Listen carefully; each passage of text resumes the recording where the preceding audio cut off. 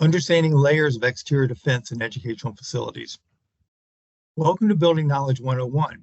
In this video, we look at 3 layers of exterior defense for educational facilities: the perimeter, the green space around the buildings, and the building envelope, which includes glass and glazing. All facilities have 3 layers of exterior defense. The first layer of defense is around the perimeter of the property. It can consist of natural barriers or man-made, such as walls or fences. It is also keeping most of the roads and sidewalks away from the main buildings and the other side of the green areas. Second layer of fence is considered the green space around the buildings.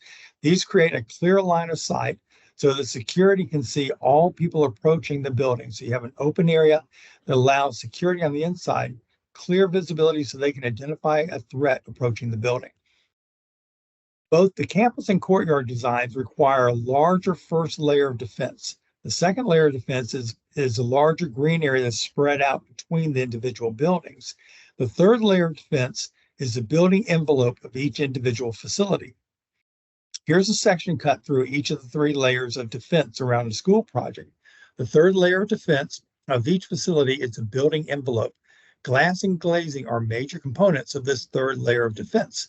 Some of these components of the exterior glazing are storefront or curtain wall.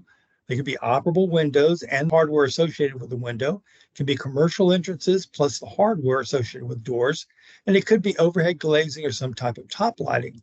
The goal of this third layer of defense is to slow down a threat. Some approaches might stop the threat, but most are designed to slow the threat down, allowing time to react. That is all we have time for in this video. If you'd like to watch more of our 101 video series, subscribe to our YouTube channel, Kawneer Company, Inc.